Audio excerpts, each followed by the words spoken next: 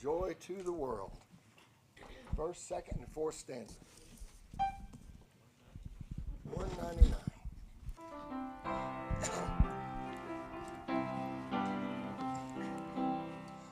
Joy to the world, the Lord is come. Let earth receive her King.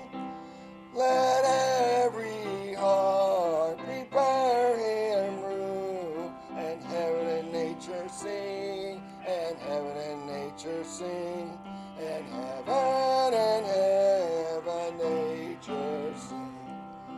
Joy to the earth, the Savior reigns, and men their songs employ, while fields and floods, rock hills and plain, repeat the sounding joy, repeat the sounding joy, repeat, repeat the sounding joy.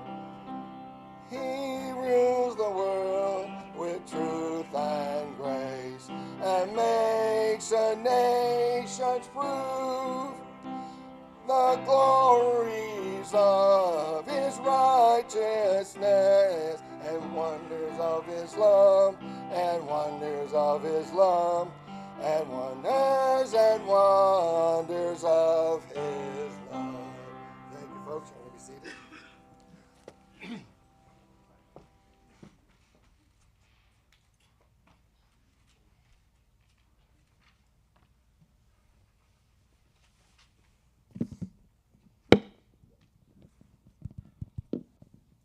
All right, that does it. If I go back and I get the backup to the backup, that'll make the backup work. So I guess that's how it works. All right, we're going to go ahead and do a few announcements here. And sorry for the delay there. We're just trying to figure out some things here with the microphones. So a couple of things here. First of all, just a quick reminder, if you haven't gotten in your Faith Promise cards yet, remember, you could turn them in tonight. We could collect them tonight. But really the last time to collect these is going to be next Sunday. So if you're still kind of thinking about that, praying about it, just keep in mind that we would like to get those things together so that we can think about the budget here for supporting our missionaries for the 2025 calendar year. And so those numbers do kind of affect how we think through things with support and so on and so forth. And so, just again, consider the Lord's leading. Consider the responsibility we have to be good stewards of the things that God has given us. And keep that as a matter of prayer as you kind of think about filling out your cards if you haven't done so already. I also wanted to remind you about the Christmas card boxes that we have in the back there. Just a reminder that if you would like to give cards to people in the church and you're thinking, oh man, I don't want to write cards and then leave people off the list and forget and so on and so forth, there's a really neat organizational system back here where everybody has a file folder and there's little quarter sheets with names from people the church printed on there. So you can take one of those. There's a stack of them back there if you didn't get one this morning, and you can use that as a little bit of a guide there to write greeting cards to people here as we wish each other a Merry Christmas here for the holidays coming up. So that'll be a helpful thing, and thank you for those who organized that. Did I do a good job? Sharon's looking at me like, okay, good, all right. Yeah, you know why I did a good job? Because it's on one of those memo sheets. All right, well, we have a Christmas party. Well, not we, but the youth group has a Christmas party. Why don't we have an adult Bible study Christmas party? Well, I'll bring that up behind closed doors later. But the youth group has a Christmas party this coming Wednesday night, and so if you are a parent of one of the members of our youth group, just keep that in mind. I would encourage you to be here because that'll be a good time. Jeremiah and Rachel put so much effort into these things to make them special, and our teenagers always enjoy it. So this has become an annual thing, and that'll be celebrated this coming Wednesday night at 6:30 during the normal youth group time. We do have the handbell choir. Don't forget, mark it on your calendar. We have the handbell choir coming next Sunday in the morning service, the 10:30 a.m. service. And so it's always a special time. They do such a great job. They practice for months to get these pieces down. And if you haven't seen it before, it really is quite a treat here. And Pastor always talks about how it kind of gets them in the Christmas mood here. And it's been such a nice thing for our church to be able to enjoy the musical talents of these people, these college students from PCC. And so they'll be coming to perform for us next Sunday in the morning service. And then in the evening service, as I mentioned this morning, don't forget we have our annual business meeting. There's only one of these a year. And we think about church functions, and it's an important time for giving of our church members. And so That's going to be next Sunday night, December 8th at the 6 p.m. Service time. And then the following Sunday, we are going to have a potluck, and the main entree, the main dish, is going to be catered by Sonny's. And so everybody here looked like some good barbecue, and we'll enjoy that. It'll be a good time. And if you'd bring a side dish to share like we normally do on potluck Sundays, that'll be a good thing. So that'll be a blessing to the church, and we'll do it that way. So potluck style, except for Sonny's for the main entree. And we really do kind of go all out for these Christmas potlucks. And so that'll be an enjoyable time. Remember, that's in 2 weeks, and so the Sunday evening service of that particular weekend, we will not have one because we don't normally have one on Potluck Sunday. So we'll have the morning service, we'll have our lunch together, our fellowship time, and then no evening service, no 6 p.m. service time. Well, that is going to do it for announcements. One thing I did fail to announce this morning, well, actually I have two more things. One thing is, Sharon was telling me this morning that there are still a few items back there for the fundraiser for, oh, they're all gone? Well, you snooze, you lose. If you didn't get what you wanted, I've been talking about it for months. Anyway, so thank you for doing that, and thank you for those who participated. I know a lot of the motivation there was to contribute to the building fund here and the various things that we've been doing to take care of the property, and it has been a real blessing. The ones you've done in the past have been a blessing, and I'm sure this one too will be put to good use. So thank you for those who participated, and Sharon, thank you for organizing that. One other thing, and I did mention this at the end of the announcements this morning, and that is the adult Bible study. I kind of plugged it right at the end there, but I want you to understand we are at one of those points in the year where we're about to start a new study, and so it is a good time to kind of make a fresh commitment to Wednesday nights. And I don't know about you guys, and I know a lot of the people who come on Sunday night also come on Wednesday night, so you probably feel the same way that I do, but it is good to see church family midweek, to kind of break from our normal routines, to meet together in God's house with God's people, to be encouraged. And man, you're going to come to Fairfield Drive Baptist Church on Wednesday night, but every time I say that, Pastor throws his arms up in the air. But we're gonna go from here to far and distant lands. We're gonna do some cool stuff on Wednesday nights in the coming weeks, and so I do hope that you'll join us. It'll be a special thing.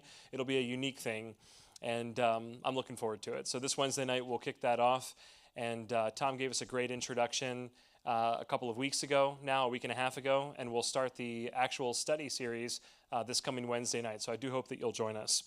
Well, that is going to do it for announcements. Again, Steve, I appreciate you stepping in so that I don't have to. Would you come lead us in another song here? Sure. We got the mic working. Yeah.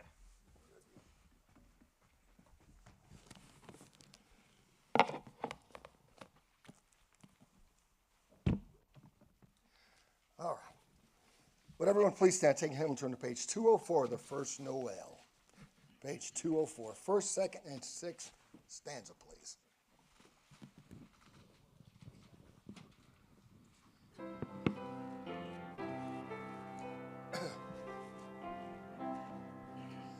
The first Noel, the angel did say, was to certain poor shepherds in fields as they lay.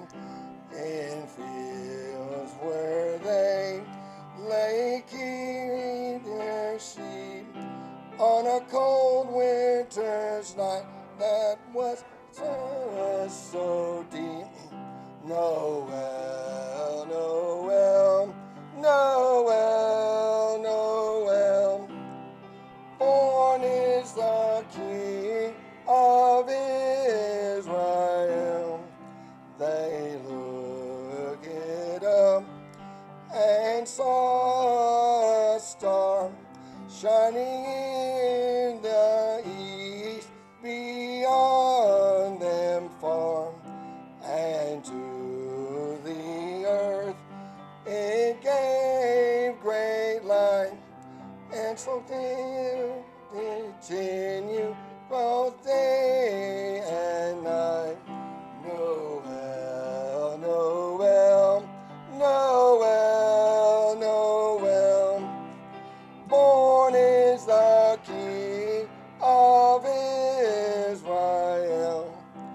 Then let us all with one accord sing praises to our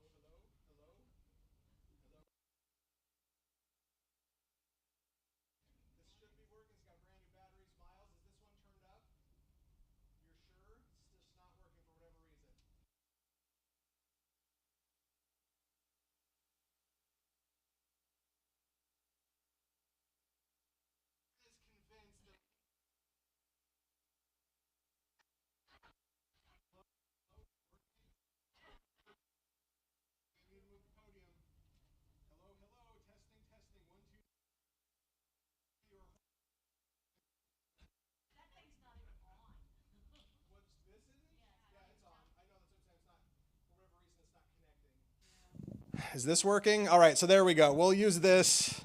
This has been a very interesting day with the sound system, that's for sure. So let's all take our Bibles and turn to Psalm 105. Psalm 105. All of us have been driving. How many of you have been driving for a lot of years, right? Several decades kind of a thing, right? Me too. One of the things that we've probably all experienced at one time or another for many different reasons is a tire that is seriously out of balance. How many of you have had that situation before, right? And it depends on what, there can be different reasons for that. You can even have brand new tires that are out of balance. Anybody experience that where you got brand new tires and left and it's while you're driving or it vibrates or whatever? I'm not good at sound effects. I apologize ahead of time. But it can be new tires not weighted correctly. Maybe something gets stuck to it, right? Have you ever run over like a nail or something that's gotten stuck to the tire and it's made all kinds of weird vibrations? Maybe you've waited way too long to get new tires. Anybody want to admit that one, right? I've done that a few times. And because of that, and you also did not get them rotated properly. I'm really telling on myself a lot today, aren't I? But and because of that, it wears down unevenly, and eventually you start to get the like the vibration and stuff because it's about to have a blowout, really. And it can make the car shimmy and shake. It can mess up the alignment, which makes it even worse. You can have steering problems. And ultimately, when you have a tire that is out of balance, it sounds bad, it looks bad, and it hinders performance, right? And it causes lots of issues, and it can make things get worse and worse. You know, sometimes as a Christian, one of the things that we can have that's kind of like a tire out of balance is unthankfulness. Unthankfulness. And that's what we're going to be talking about tonight in our series, A Life Out of Balance, talking about some of those things that get our life in a situation where it shouldn't be, that really cause us problems, cause confusion, or other issues. And tonight we're going to talk about unthankfulness.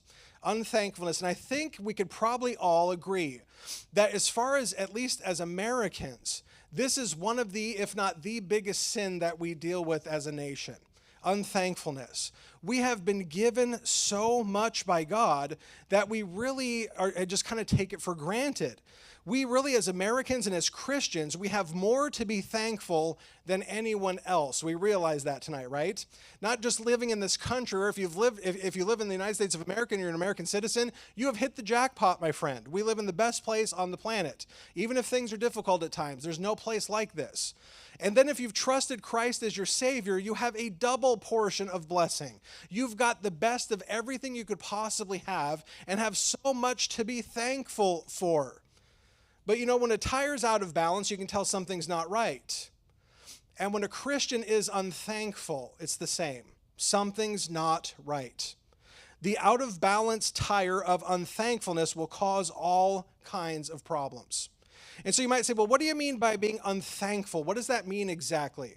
And really, that's a lack of feeling or expressing genuine appreciation for who God is and what God has done.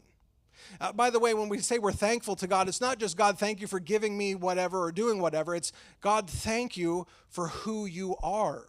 Thank you that you're good and gracious and loving and patient and long-suffering, that you are righteous, that you're holy. We're thankful for who he is as well as for what he has done. So tonight we're going to talk about how do we keep unthankfulness from causing your life to be out of balance, because there's one serious thing that's unbefitting for a Christian, and that's unthankfulness. We should be thankful consistently. We should be expressing our thankfulness to God consistently. And so I wanted to just give you a couple things tonight. We're going to talk about 2 steps that keep you from having a life out of balance with unthankfulness. Now, going forward, obviously we can talk about all that God has done. He's done so much for us all, has he not? God has been so good to us. But we're going to move forward in this message, taking that and assuming that already. We know how good God has been, so I'm not necessarily going to keep talking about that all the time, but I want to talk about this from a little bit of a different angle. 2 steps to keep us from being out of balance with unthankfulness. Step number 1, and this one's important. You have to agree that unthankfulness is sin. You have to agree that unthankfulness is sin.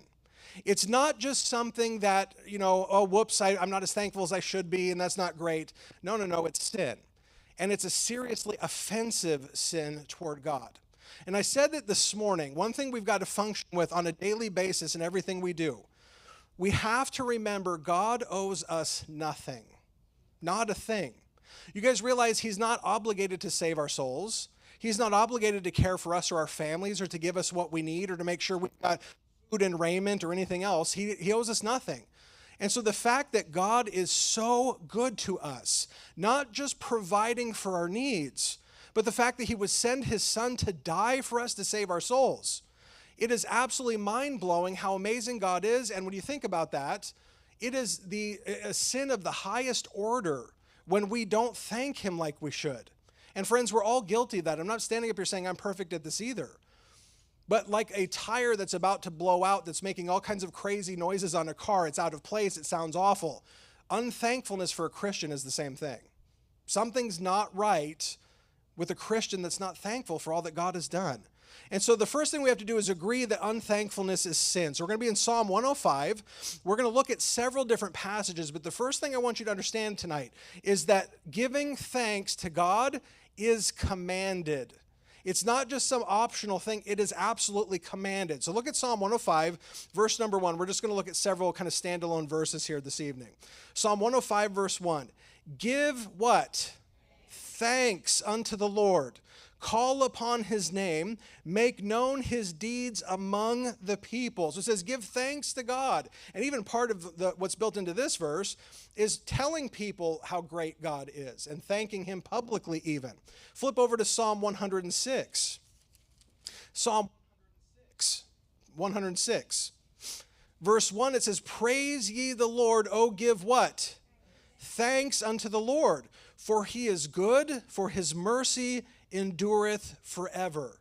They're specifically talking about God's and the word for mercy there is hesed, which has the idea of God's covenant faithfulness, his love towards us. We're supposed to thank him because his love, his mercy, his goodness endures forever. By the way, did you ever stop and think how thankful we should be for a God who is 100% faithful and never changes? We don't ever experience that even in human relationships. You realize that?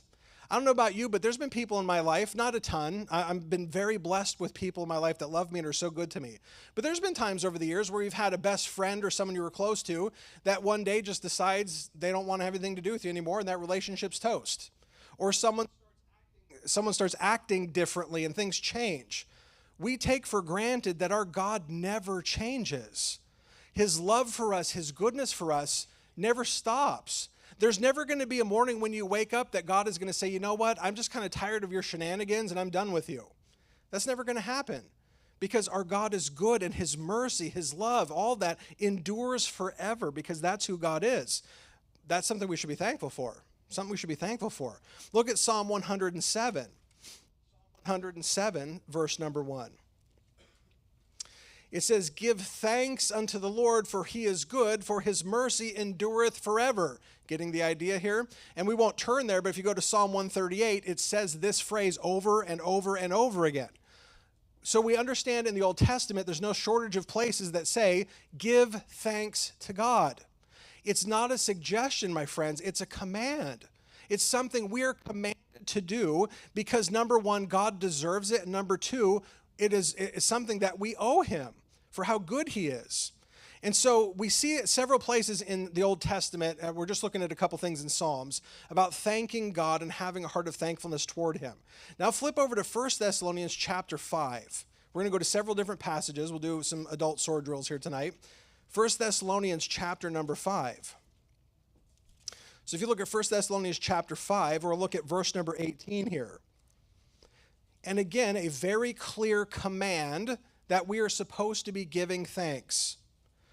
1 Thessalonians chapter 5, verse number 18. Here Paul is telling the church at Thessalonica, it doesn't get much clearer. In everything give what? Thanks. In everything, in every circumstance. What in the world? Hello? Okay. This is driving me insane. I'm just going to yell, okay?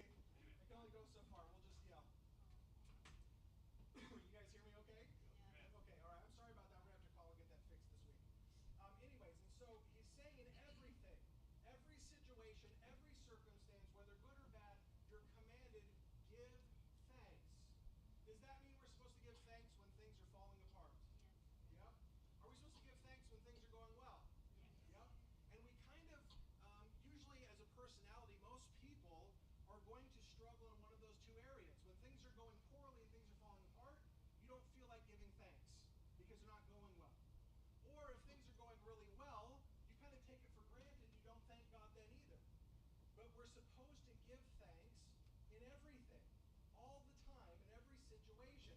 In everything, give thanks, for this is the will of God. Sometimes people say, well, what's God's will for my life? And that can be somewhat complex, trying to decide, what is God calling me to do? What job should I take? What person should I marry? Whatever, there's a million things. One place that's crystal clear about God's will, it's God's will for us to give thanks.